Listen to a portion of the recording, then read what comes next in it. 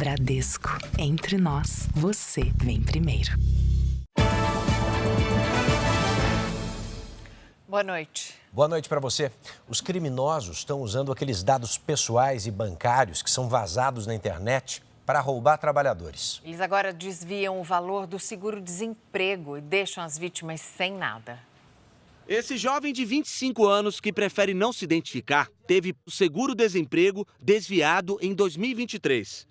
O dinheiro foi transferido para uma conta digital aberta por golpistas, usando os dados dele. O trabalhador só descobriu a fraude quando tentou sacar o benefício. Não consegui acessar a minha conta de maneira alguma. E quando fui fazer uma nova verificação, vi que tinha uma conta fraudulenta no meu nome para receber esse valor do seguro-desemprego. Não tinha nenhum dinheiro na minha conta. Além dos dados vazados, ele ficou com prejuízo de R$2.000. Casos como esse acendem um sinal de alerta. Quem tem uma conta falsa aberta no próprio nome pode acabar, sem perceber, envolvido em esquemas de desvio ou até de lavagem de dinheiro. Um risco que, segundo especialistas, pode trazer consequências graves. Infelizmente, o Brasil é um dos países no mundo que mais vaza dados. Tivemos mega vazamentos de dados recentemente. Uma recomendação é usar as ferramentas do Banco Central disponíveis para a proteção dos clientes. Pode utilizar uma ferramenta do Banco Central que chama Registrato. É gratuita, você se cadastra e descobre todas as contas bancárias que estão abertas no seu nome. A pessoa que vê que tem alguma conta bancária que não reconhece, deve imediatamente entrar em contato com o banco para solicitar esse cancelamento, entender como ela foi aberta e fazer até mesmo um boletim de ocorrência. Acesse meubc/registrato. Faça o login com sua conta gov.br. Escolha um dos serviços disponíveis para o CPF cadastrado, como, por exemplo, empréstimos e financiamentos ou dívidas com órgãos públicos, e consulte as informações financeiras. A Federação Brasileira de Bancos, a FEBRABAN, prevê que até o final do ano serão investidos R$5 bilhões para reforçar a segurança e prevenir fraudes na internet. Os bancos criam mecanismos e ferramentas para tentar mitigar ao máximo a tentativa de acesso ali às contas das pessoas por golpistas que não teriam autorização para fazer isso. Softwares, inclusive inteligência artificial, que os bancos utilizam ali para tentar segurar esses ataques. Placas clonadas de carros são vendidas livremente pela internet. De janeiro a agosto, o policiamento de trânsito já identificou mais de 100 veículos dublês só em São Paulo. E quase 2.000 automóveis são investigados pelo Detran com suspeita de circularem com emplacamento falso. Uma fiscalização na capital paulista apreendeu este carro. Os policiais constataram que era furtado e com placas dublê. O condutor e os passageiros foram ouvidos e liberados. Placas de veículos são encontradas facilmente pela internet. Estas são oferecidas por R$300. Em um aplicativo de mensagens, o vendedor disse ao nosso repórter investigativo que poderia entregar a placa em casa. Há várias opções de valores e formas de pagamento. Vendo os BOs dessas ocorrências ultraviolentas de tomadas de cidade, roubo a banco, sequestro, roubo à residência, a gente verifica que na grande maioria das ocorrências, os veículos que participam dessas ocorrências são veículos dublês. Eles substituem as placas lá e utilizam esses veículos para praticarem crimes. Né? Neste ano, a central de dublês do Detran tem mais de 1.800 processos protocolados para análise no estado de São Paulo, para descobrir se o carro é um clone ou não. No ano passado, foram quase 2.000. O setor de inteligência do Departamento Estadual de Trânsito de São Paulo cruza dados para identificar o veículo clonado e rastreia as áreas de circulação dele. Com essas informações, a fiscalização da Polícia Militar vai às ruas direcionada para apreender o dublê. Em todo o estado, a polícia já identificou 157 placas clonadas de janeiro a agosto. No ano passado, foram 227. Quem compra um carro e desconfia de clonagem deve acionar as autoridades. Vá até uma delegacia, faça o devido registro e solicite o serviço de busca de veículo dublê no Detran de São Paulo. Isso ele consegue fazer diretamente pelo site do Detran. Ali vai ter toda a instrução, a documentação que ele vai ter que juntar. Quem é pego com veículo clonado pode responder por receptação e adulteração. As penas podem chegar a 10 anos de prisão e multa.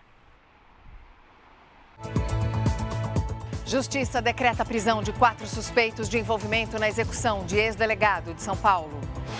No Rio, milicianos invadem o hospital para executar paciente que teria se aliado ao Comando Vermelho. Depois da aprovação de urgência na Câmara, relator da anistia articula detalhes do texto no Congresso. Ministro do Supremo, Flávio Dino, determina a investigação contra Bolsonaro e aliados por supostos crimes na pandemia. Óculos inteligentes da Meta falham 2 vezes durante anúncio nos Estados Unidos.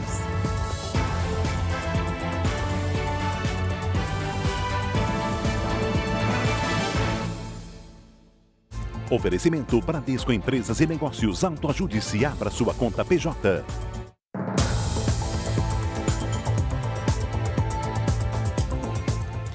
Quatro pessoas já estão com prisão temporária decretada por suspeita de participar da execução do ex-delegado-geral de São Paulo. Para a Polícia Civil, não restam dúvidas de que o PCC participou do assassinato de Rui Ferraz Fontes em Praia Grande, no início da semana.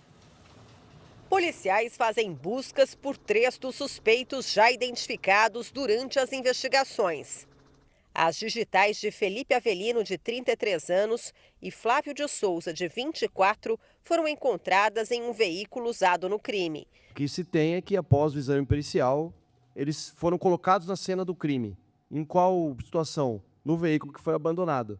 Já Luiz Antônio de Miranda, de 43 anos, estaria com o fuzil dos atiradores. A Justiça decretou as prisões temporárias por 30 dias dos 3. Felipe já foi preso por tráfico de drogas e teria ligações com o PCC.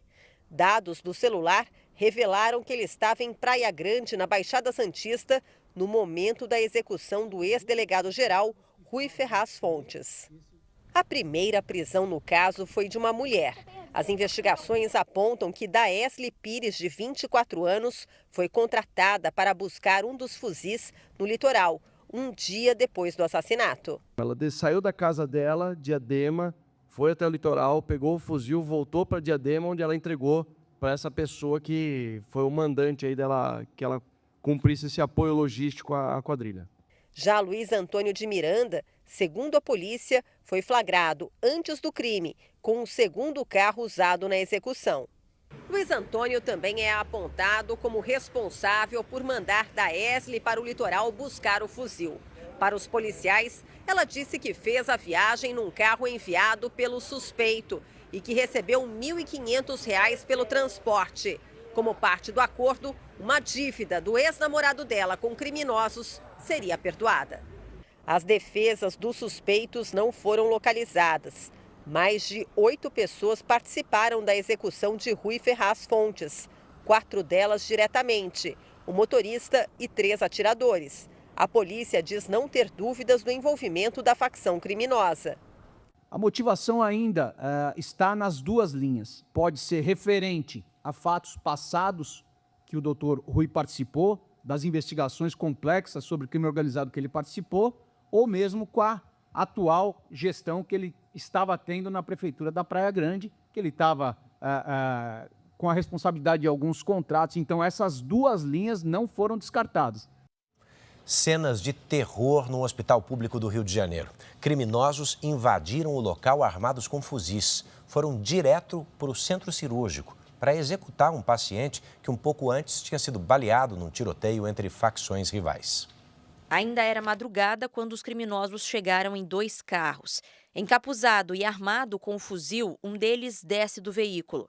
Ele usa um colete da Delegacia de Repressão às Ações Criminosas Organizadas em Inquéritos Especiais. Segundo a Polícia Civil, o uniforme é falso. 8 homens renderam seguranças e funcionários e entraram no Hospital Municipal Pedro II, na Zona Oeste. A polícia sabe que o objetivo do grupo armado era assassinar um paciente de 31 anos que seria um ex-miliciano. Ele foi internado após ser baleado em uma tentativa de homicídio horas antes. Esse homem teria trocado de facção criminosa, o que seria a motivação para o crime. Ele saiu da milícia e foi para o Comando Vermelho. Conhecia bem a região, conhecia bem as pessoas, os criminosos, e aí esse grupo miliciano foi tentar matá-lo. O grupo foi direto ao centro cirúrgico à procura do homem que deu entrada com 9 tiros. mas não encontraram o paciente. A ocorrência foi comunicada à delegacia, que identificou que ele tem passagem pela polícia. Apesar desse baleado ter tido uma passagem, ter sido preso pela Polícia Civil, pela DRACO, em 2019, ele não tem hoje nenhum mandado de prisão em aberto que ensejasse uma custódia. Nos primeiros 7 meses do ano, unidades de saúde do Rio foram fechadas 516 vezes por causa da violência. É importante que a polícia fique sempre atenta, né, para acompanhar esses casos, enfim, discutindo com a prefeitura e, obviamente, acompanhando de perto, fornecendo segurança para que a gente não tenha esse tipo de situação no hospital. O paciente foi transferido para outra unidade que não foi divulgada. Um dos suspeitos da invasão já foi identificado. Informações é que ele participou não só do disparo, mas também da tentativa de concluir a execução desse crime no Hospital Pedro II. O presidente nacional do União Brasil, Antônio Rueda, é investigado pela Polícia Federal por suposta ligação com integrantes do PCC. Ele foi apontado como o dono de aviões que teriam transportado criminosos que usavam o setor de combustíveis para lavar dinheiro. O nome de Antônio Rueda entrou no radar da Polícia Federal a partir da denúncia de Mauro Capucci Matozinho. O piloto de aviões, que é filiado ao PSOL, denunciou o envolvimento de Rueda com membros do PCC que foram alvos da Operação Carbono Oculto. A investigação apura a infiltração da facção nos setores financeiro e de combustíveis. Segundo Matozinho, o presidente do União Brasil é dono oculto de jatos executivos operados por uma empresa de táxi aéreo que já prestou serviço para políticos. O piloto teria transportado diversas vezes 2 dos principais investigados pela PF, Mohamed Hussein Murad, conhecido como Primo, e Roberto Augusto Leme da Silva, o Beto Louco. Eles são apontados como líderes do esquema que atendia ao PCC. Agora, a Polícia Federal investiga se o presidente do União Brasil seria mesmo um dos donos ocultos dos aviões ou se há alguma relação dele com pessoas ligadas ao PCC. Fontes envolvidas na investigação afirmam não haver provas concretas contra Antônio Rueda e que o inquérito está em fase preliminar. Antônio Rueda afirmou nas redes sociais que está sendo alvo de ilações irresponsáveis e sem fundamento e que há um pano de fundo político que usa uma operação policial séria para atacar adversários. Em nota, a União Brasil disse que causa profunda estranheza que inverdades venham a público poucos dias após a determinação de afastamento de filiados do partido de cargos no governo federal. O partido decidiu antecipar o desembarque do governo e deu 24 horas para que os filiados deixem os cargos. O Palácio do Planalto ainda não se manifestou.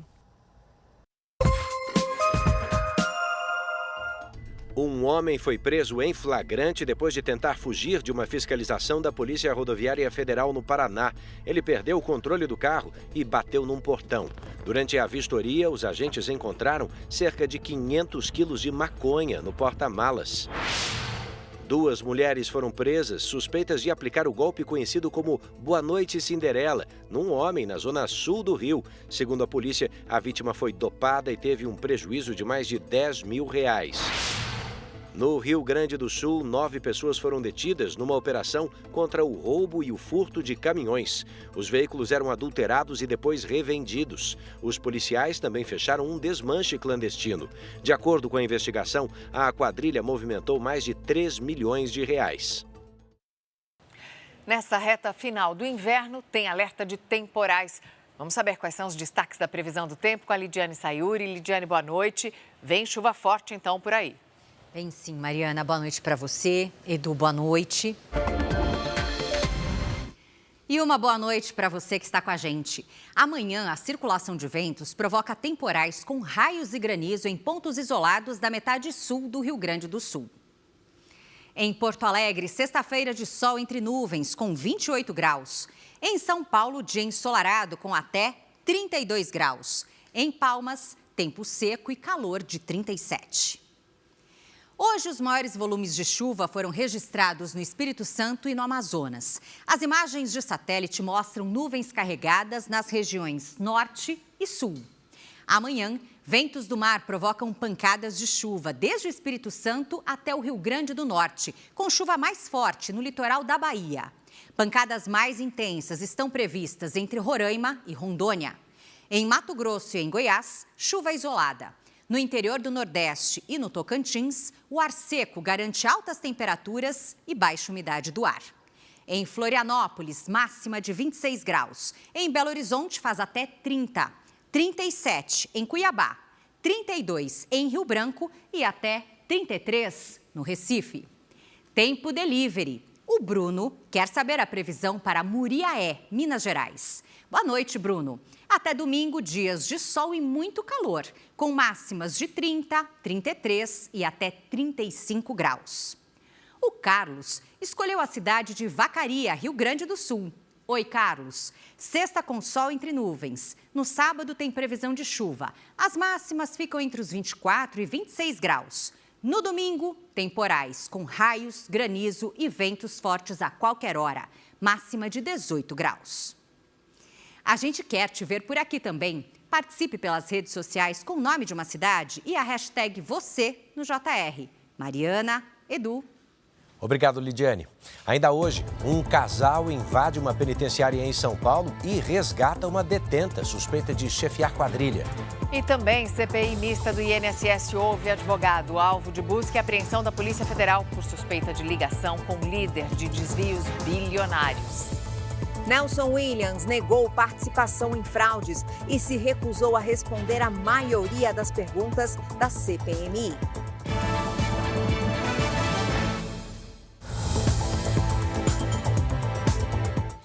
Em jogo atrasado da 12ª rodada do Brasileirão, o Botafogo abriu 3-0 contra o Mirassol e parecia que estava com a vida ganha.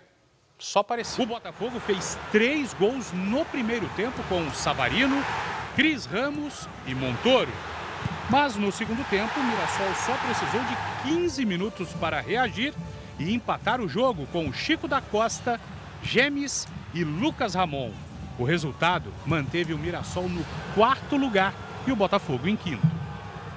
O ex-jogador Daniel Alves sofreu uma derrota na Corte Arbitral do Esporte. Ele vai ter que pagar uma indenização ao Pumas, do México, o último clube que jogou antes de ser preso por estupro. O contrato com o time mexicano foi rescindido por justa causa em janeiro de 2023. Daniel Alves entrou com uma ação na FIFA, alegando que o rompimento foi injusto e ganhou a causa. Então, o Pumas apelou ao Tribunal Arbitral do Esporte e reverteu a decisão em última instância. Daniel Alves vai ter que pagar uma indenização aos mexicanos pelos danos causados. O valor não foi divulgado. O ex-jogador ficou preso por mais de 1 ano e está em liberdade depois que o Tribunal Superior da Catalunha anulou a condenação por estupro. No domingo, a partir das 8 da noite, a Record, o R7 e o Record Plus vão transmitir Cruzeiro e Red Bull Bragantino pelo Brasileirão. Mariana, Edu. Obrigada, Bruno. Veja a seguir, os novos óculos inteligentes da Meta falham durante a apresentação nos Estados Unidos. E a gente também te mostra que depois da aprovação de urgência na Câmara, o relator da anistia está articulando detalhes do texto no Congresso.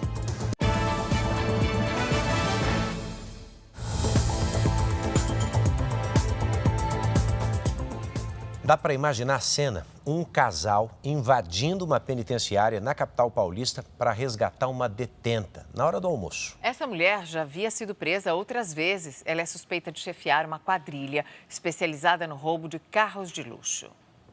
A fuga aconteceu por volta de meio-dia no Centro de Progressão Penitenciária do Butantã, zona oeste de São Paulo. A unidade recebe detentas do regime semiaberto e abriga 1.073 mulheres. Segundo testemunhas, um homem armado e uma mulher invadiram o local assim que o portão da área de cargas foi aberto para a entrada de um caminhão. A dupla entrou e rendeu uma vigia. Eles foram até o 2º andar, retiraram a detenta da cela e saíram pelo mesmo portão. O motorista do caminhão conta o que viu. Chegaram a render o senhor? Chegou, falou, fica quieto. A Secretaria da Administração Penitenciária instaurou um procedimento para apurar o resgate da detenta condenada por furto e que estava aqui no presídio há menos de um mês. Rafaela Sampaio Camorim, de 27 anos, já tinha sido presa em janeiro de 2022 por suspeita de chefiar uma quadrilha de roubo de carros de luxo. Ela respondia em liberdade quando voltou a ser presa. Nesses 4 andares, a presa foi resgatada em um. Nesses 4 andares tinha uma policial penal sozinha para tomar conta. E aconteceu essa infeliz ocorrência, né? E a polícia do Rio de Janeiro descobriu um esquema de criminosos infiltrados em torcidas organizadas dos maiores clubes do estado. Eles usavam códigos nas redes sociais para marcar os confrontos. O clima foi tenso durante o confronto entre criminosos e policiais na comunidade Barreira do Vasco, na zona norte do Rio. 39 mandados de busca e apreensão foram cumpridos. Criminosos infiltrados nas torcidas organizadas dos 4 maiores clubes de futebol do Rio foram alvos da operação. Um suspeito morreu, outros 2 acabaram presos. Também foram apreendidos 2 fuzis, um revólver, munição, celulares, bandeiras e camisas de times, além de cabos de enxada que seriam usados em brigas de torcidas. As investigações começaram em maio, com o objetivo de encontrar os criminosos que usam a estrutura das torcidas organizadas para cometer roubos e até assassinatos. O material apreendido hoje deve ajudar a polícia a identificar quem promove a violência dentro e fora dos estádios de futebol. Segundo a polícia, eles utilizam códigos nas redes sociais para marcar os confrontos. Paz nos estádios, escrevem paz com S. Mas como se for reiteradamente, pensa, não é apenas um erro ortográfico, era pelotão de assalto surpresa. Ele já utilizava essas mensagens para, entre as torcidas, marcar pontos justamente para se encontrar e realizar esse confronto. No último sábado, um jovem de 24 anos foi morto durante uma briga entre torcedores perto do estádio do Botafogo.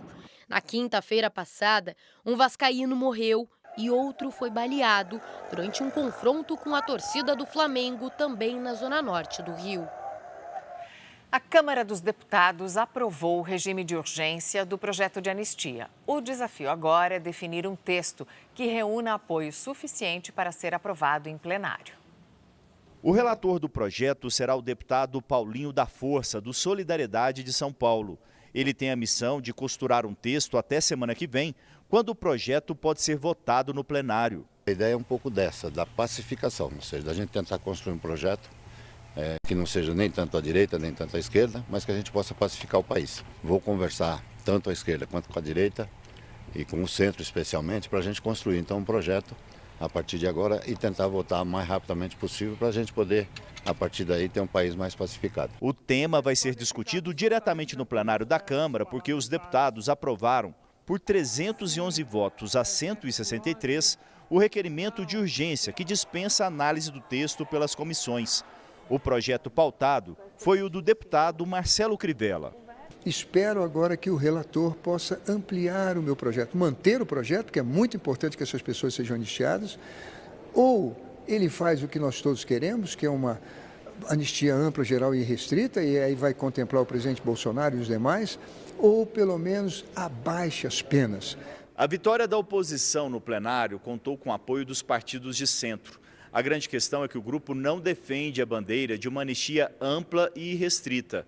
A tendência continua sendo a construção de um texto que reduz as penas e beneficie a todos, inclusive o ex-presidente Jair Bolsonaro. Um texto, que não é anistia, talvez aí que fale em redução de penas, algum outro tipo de enquadramento, e eu tendo a achar que isso não contempla os bolsonaristas e, por conta disso, vai ser um processo bastante polêmico. Houve uma fraude ao processo em várias etapas de toda essa discussão no Supremo Tribunal Federal e é preciso, por isso, corrigi-la por meio de uma anistia ampla, geral e restrita, que na verdade deveria ser uma anulação dos próprios processos se houvesse autocontenção do Supremo Tribunal Federal. A estratégia de focar na redução de penas também busca driblar as resistências no Senado e no Supremo Tribunal Federal.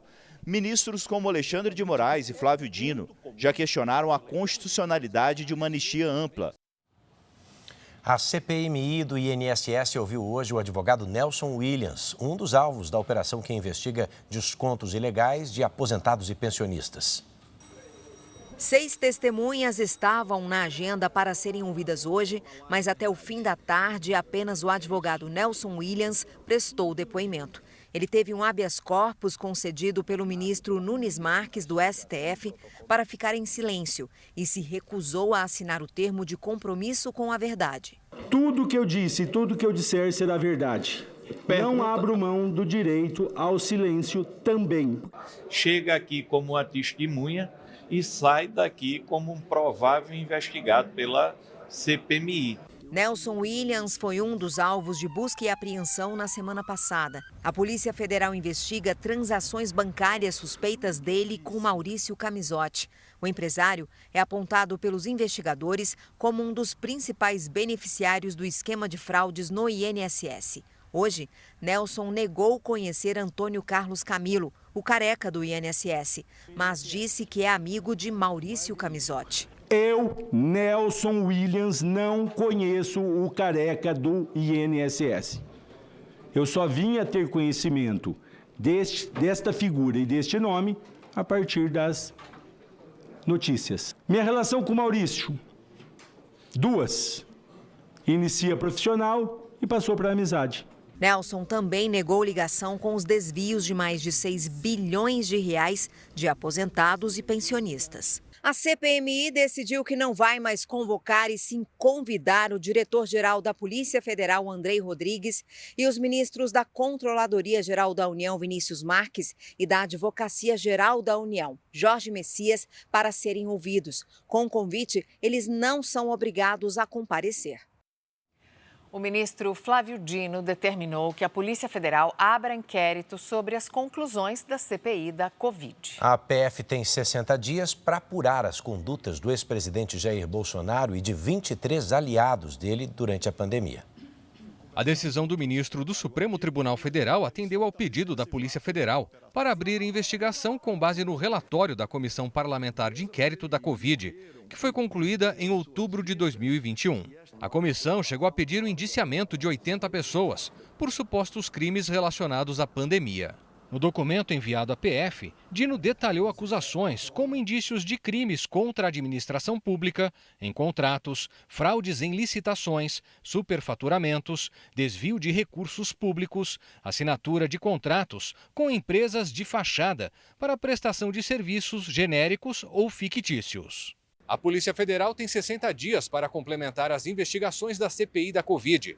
Os agentes devem ouvir testemunhas, suspeitos e analisar os documentos encaminhados pela comissão. Depois dessas etapas, os agentes encaminham um relatório ao ministro Flávio Dino, que pode pedir eventuais indiciamentos ou arquivar o caso. Além de Bolsonaro, outras 23 pessoas vão ser investigadas pela Polícia Federal. Entre elas estão 3 filhos do ex-presidente, parlamentares, ex-assessores e ex-ministros do governo. À época da CPI, todos negaram as acusações. Vamos falar do agronegócio? A Conab soltou uma estimativa de que a produção brasileira de grãos, olha aqui, pode passar de 353 milhões de toneladas na safra 2025-2026. Se isso se confirmar, vai superar então em 1% o recorde da safra anterior. O desempenho reflete também o aumento de 3% da área plantada. Destaque para o plantio de soja e de algodão. O governo anunciou hoje os projetos escolhidos para o novo PAC Seleções. Mais de 200 cidades vão ser contempladas com um investimento total de 11 bilhões e 700 milhões de reais em obras de drenagem e contenção de encostas. Na solenidade, o presidente Lula criticou a PEC das prerrogativas, aprovada ontem na Câmara. A votação ontem no Congresso Nacional, da prerrogativa, garantindo imunidade da forma que foi garantida até para presidente de partido, não é uma coisa feia. Nós temos que garantir prerrogativa de vida para o povo brasileiro. O ministro Dias Toffoli deu prazo de 10 dias para a Câmara explicar a urgência da tramitação da PEC das prerrogativas. Toffoli foi sorteado como relator no Supremo Tribunal Federal do mandado de segurança apresentado pelo deputado Kim Kataguiri. Ele questiona a constitucionalidade da proposta e pede a suspensão da análise da PEC no Congresso. O presidente do Senado, Davi Alcolumbre, encaminhou o texto para a Comissão de Constituição e Justiça da Casa. O presidente da CCJ é Otto Alencar, que é contrário à proposta. A PEC das prerrogativas prevê que um parlamentar só pode ser processado com autorização do Congresso. O Ministério da Saúde anunciou hoje uma nova linha de cuidados para pessoas com transtorno do espectro autista. Um dos objetivos é padronizar o método de diagnóstico e garantir um acompanhamento adequado pelo SUS. O Matheus tinha 2 anos de idade quando foi diagnosticado com um transtorno do espectro autista. Hoje, aos 8 anos, a família luta para minimizar os impactos. O menino chegou a passar por atendimentos particulares e há 8 meses aguarda na fila do SUS para uma consulta com um especialista. Ele regrediu muito, tanto é que na escola ele não consegue ficar mais do que 1 hora em sala de aula. O último censo do IBGE identificou que o Brasil tem 2.400.000 pessoas diagnosticadas com autismo, o que representa cerca de 1,2% da população. Para dar mais qualidade de vida a pessoas nessa condição, o Ministério da Saúde lançou hoje uma nova linha de cuidados para o transtorno do espectro autista. Um dos objetivos é criar um protocolo nacional para agilizar o diagnóstico precoce e o acompanhamento adequado do paciente no Sistema Único de Saúde. A medida prevê que os primeiros testes sejam feitos em crianças a partir de 1 ano e 4 meses de vida durante consultas nas unidades básicas de saúde. Ninguém fica com dúvida mais de qual é o melhor serviço para cuidar em determinada situação da criança que tem o transtorno do espectro do autismo e orienta o trabalho junto às mães e pais atípicos. O governo americano liberou o visto diplomático para o ministro da Saúde, Alexandre Padilha, participar da reunião da ONU, semana que vem, em Nova York. Mês passado, você se lembra, os Estados Unidos haviam cancelado o visto da mulher e da filha do ministro. A Casa Branca tem anunciado sanções contra o Brasil por considerar que o ex-presidente Jair Bolsonaro foi submetido a um julgamento injusto no Supremo Tribunal Federal. O BNDES anunciou hoje que as empresas prejudicadas pelo tarifaço americano já podem se habilitar para receber ajuda do governo federal. São linhas de crédito para compra de máquinas, investimentos, capital de giro e busca de novos mercados, num total de 40 bilhões de reais. As empresas podem consultar as regras de adesão no portal BNDES Brasil Soberano. Qualquer empresa que teve um prejuízo de mais de 5% do seu faturamento já pode buscar financiamento. São taxas de juros de 7% a 10% ao ano, dependendo do porte da empresa. No Reino Unido, o presidente dos Estados Unidos anunciou um investimento bilionário em tecnologia. Donald Trump também revelou que está desapontado com o líder russo Vladimir Putin. Trump deixou o castelo de Windsor pela manhã e foi para a residência de campo do premier britânico Keir Starmer. No encontro, fecharam um acordo que aproxima o Reino Unido do Vale do Silício, polo mundial de tecnologia nos Estados Unidos. Trump resumiu o acordo como a prova do laço de amizade entre os dois países. Segundo o governo britânico, a visita de Donald Trump rendeu 150 bilhões de libras em investimentos, cerca de R$1 trilhão. É o maior pacote comercial já anunciado durante visita de Estado ao Reino Unido. Parte desse valor vai para empresas americanas de tecnologia que atuam aqui no país, principalmente relacionadas à inteligência artificial. Além da agenda econômica, os dois líderes discutiram caminhos para um acordo de paz na guerra da Rússia contra a Ucrânia. Starmer disse que os dois vão pressionar Putin por um cessar-fogo. E Trump admitiu estar decepcionado com o presidente russo. Ele realmente me desapontou, disse. O republicano ainda afirmou que a guerra é mais difícil de resolver do que ele imaginava. Após o encontro, Trump voltou para os Estados Unidos. No caminho para o aeroporto, precisou trocar de helicóptero por causa de um problema hidráulico na aeronave. A Suprema Corte dos Estados Unidos marcou para 5 de novembro a audiência que vai julgar a legalidade das tarifas impostas pelo presidente Donald Trump a diversos países. Hoje, senadores americanos apresentaram um projeto para reverter as tarifas aplicadas ao Brasil, ainda sem data prevista para votação.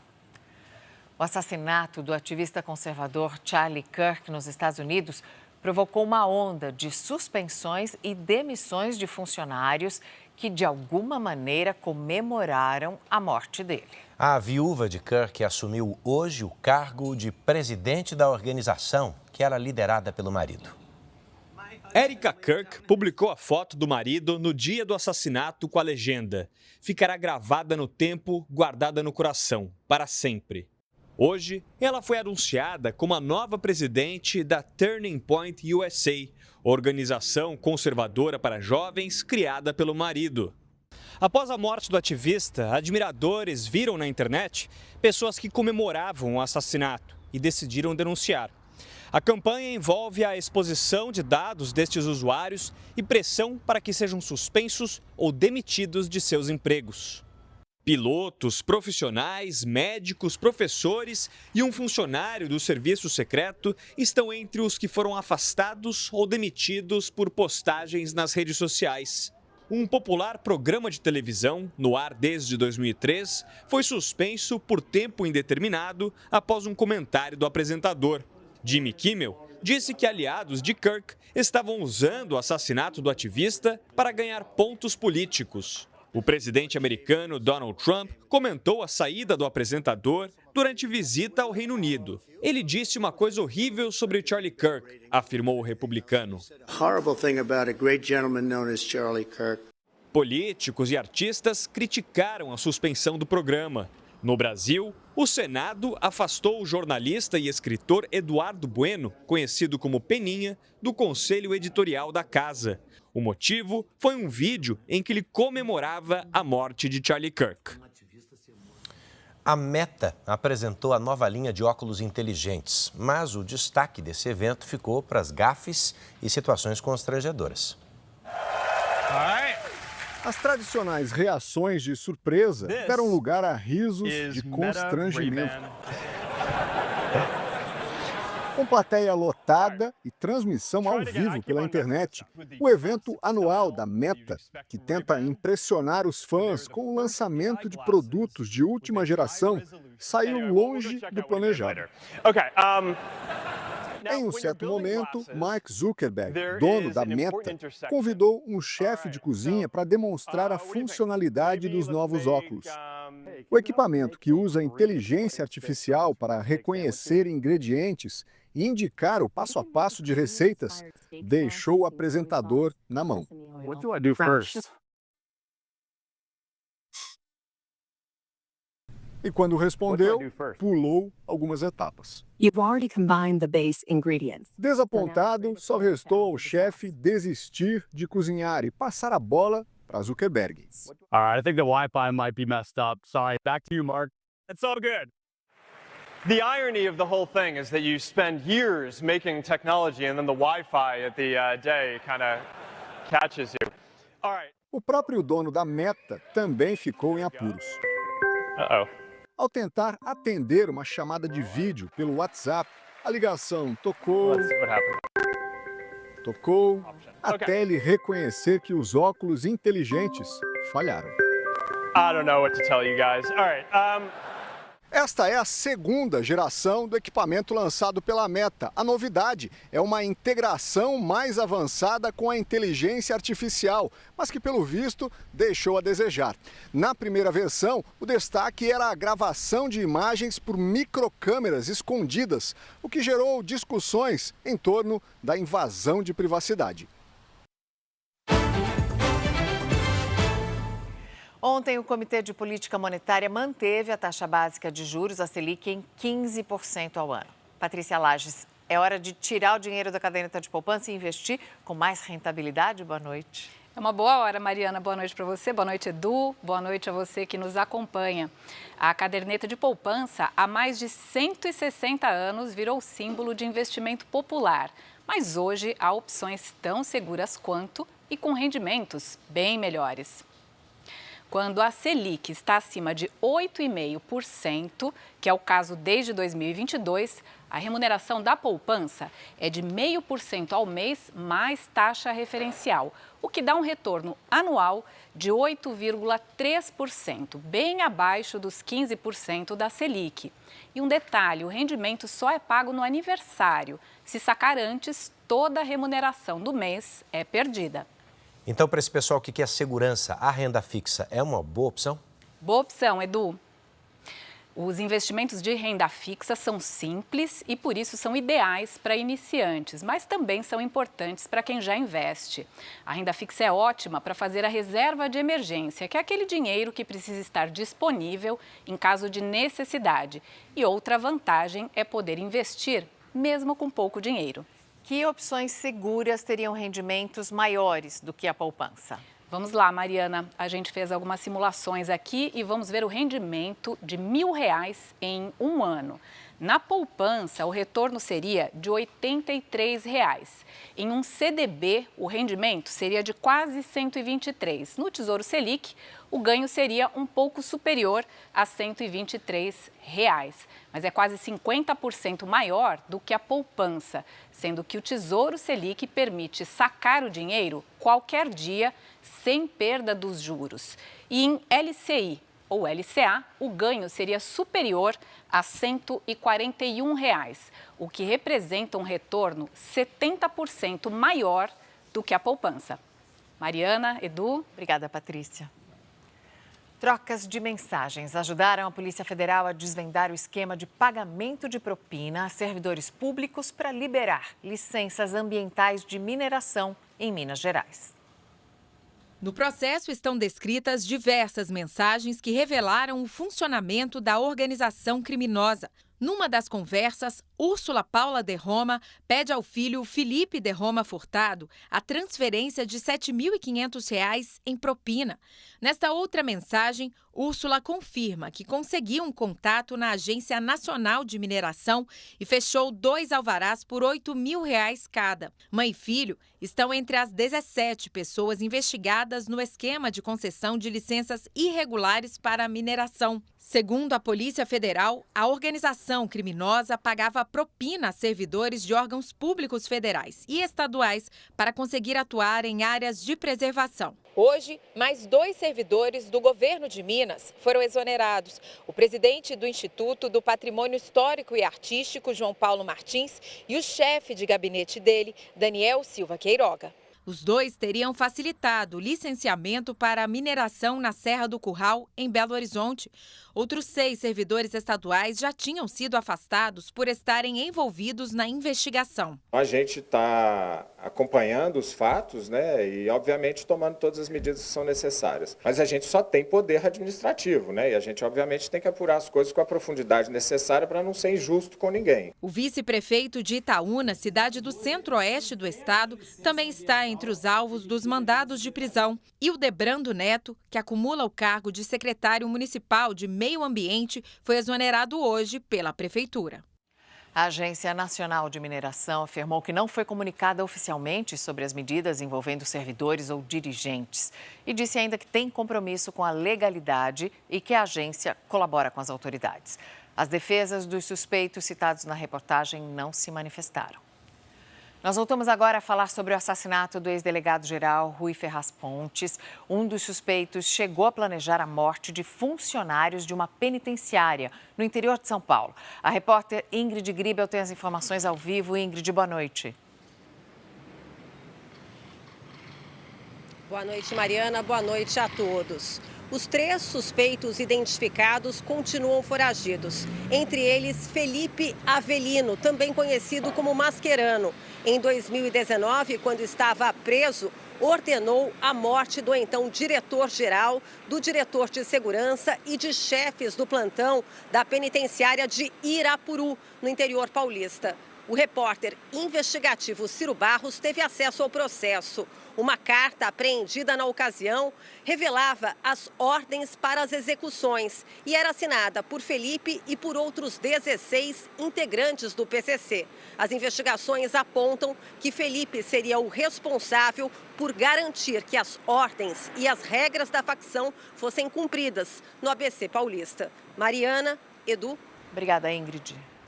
Falando em crime organizado, Hernan Bermúdez, apontado como chefe de um cartel de drogas no México, foi preso no Paraguai e expulso do país. Conhecido como Comandante IH, ele vai ficar agora numa prisão de segurança máxima no México. O avião com Hernan Bermúdez já chegou ao México. A aeronave partiu do Paraguai e fez uma parada na Bolívia para abastecimento. Até o ano passado, Bermúdez atuou como chefe da polícia do estado mexicano de Tabasco, quando foi acusado de corrupção e vínculo com o tráfico de drogas. De acordo com as investigações, ele coordenava operações internacionais de narcotráfico e estava na lista de procurados da Interpol. Conhecido como Comandante H, Hernan Bermúdez é considerado um dos criminosos mais perigosos do México. Ele teria ligações diretas com o maior cartel de drogas do país e também é acusado de sequestros e homicídios. Bermúdez foi preso na semana passada numa casa luxuosa em Assunção, numa operação conjunta das polícias do Paraguai e do México. No imóvel havia joias e dinheiro. Bermúdez foi expulso do Paraguai porque ele havia entrado ilegalmente no país. Ele ficará no Presídio Federal de Segurança Máxima Altiplano, a 80 quilômetros da capital mexicana, por onde já passaram os maiores criminosos do país, como o Joaquim Guzmán, conhecido como El Chapo, do cartel de Sinaloa.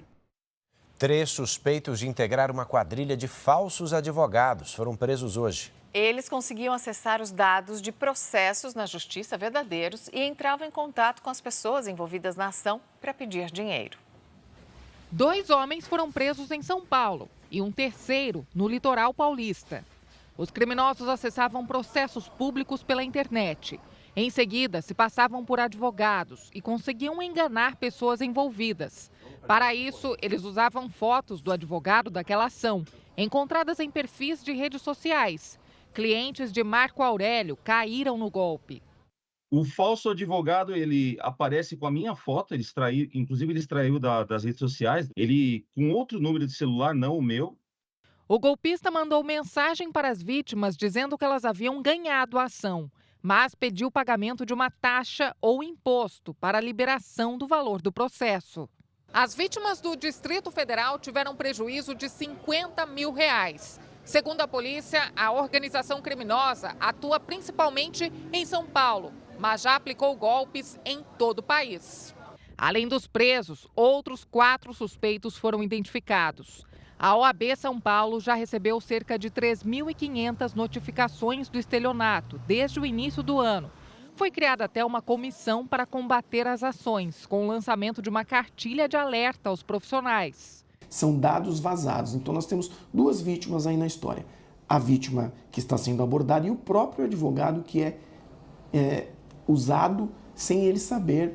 A orientação é que os clientes sempre consultem um advogado contratado por eles. Os processos são processos normalmente lentos, burocráticos e não se resolvem rápido, né? Então você percebe ali a ação do golpista quando você vê que ele quer uma rapidez no recebimento de um valor do cliente.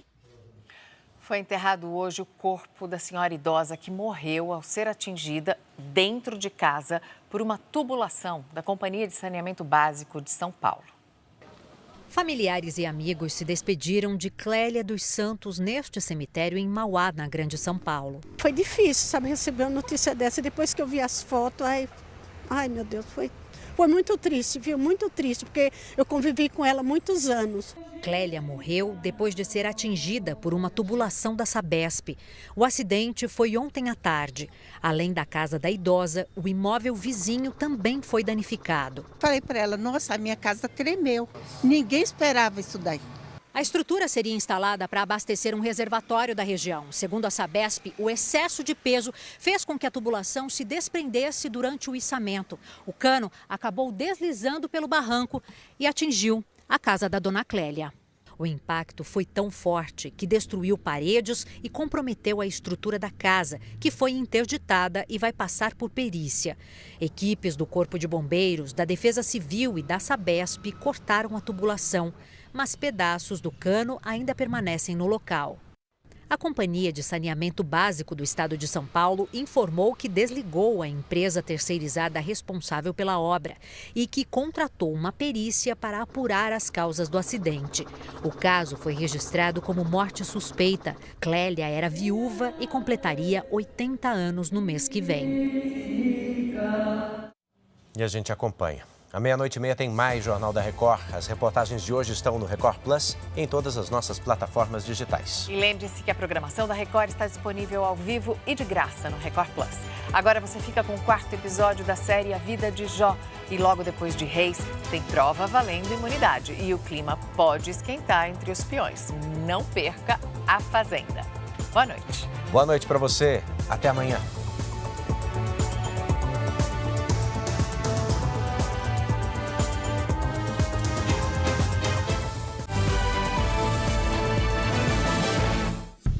Bradesco. Entre nós, você vem primeiro.